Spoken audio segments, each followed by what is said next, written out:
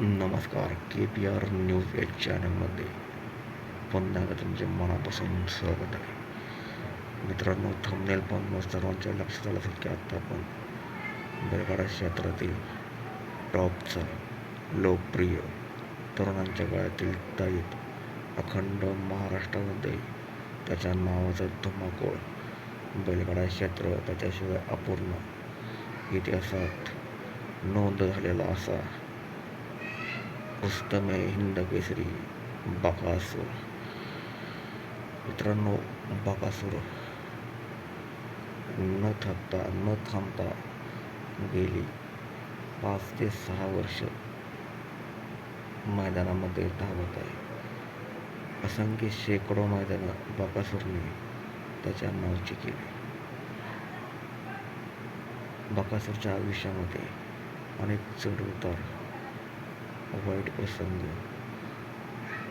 या सर्व गोष्टी बकासूरच्या आत्तापर्यंतच्या कालखंडात हे आल्या. तरीही बकासूर कोणत्याही प्रकारे डगमगला नाही.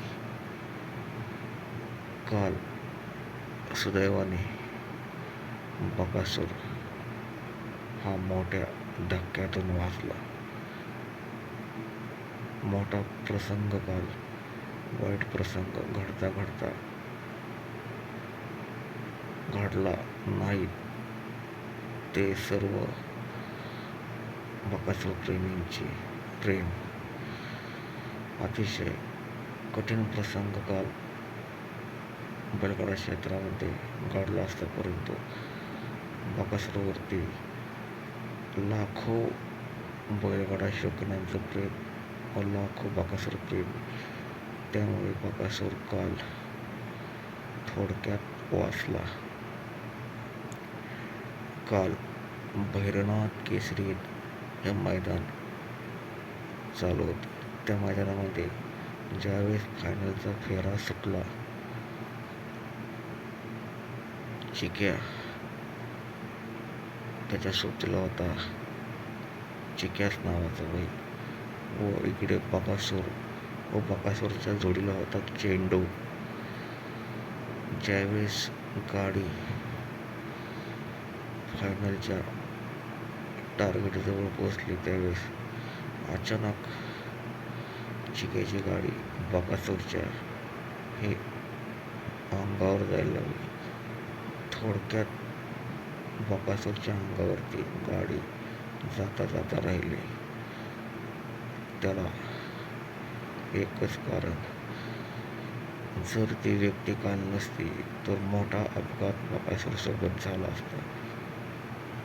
ती व्यक्ती म्हणजे बैलगाडा क्षेत्रातील सर्वात यशस्वी गाडा मालक, त्याचबरोबर चालक, अर्थात सगळ्यांचे लाडके विठ्ठल नाना ड्रायव्हर. काल विठ्ठल नाना यांच्यामुळे बकासूरचा अपघात होता राहिला. अतिशय कुशलता दाखवून विठ्ठल नाना यांनी काल चिक्याचा कासरा ओढला. तर चिक्याचा कासरा काल ओढला नसता तर चिक्याची गाडी बकासूरच्या अंगावर गेली असती व मोठा अपघात झाला असता. परंतु ती गोष्ट विठ्ठल नाना यांनी काल होऊन दिली नाही. चिक्याचा कासरा ओढला व बकासूरची गाडी थोडक्यात वाचली. काल चिक्याच्या गाडीने 1 नंबर केला व बकासूर आणि चेंडूच्या गाडीने हा 2 नंबर केला.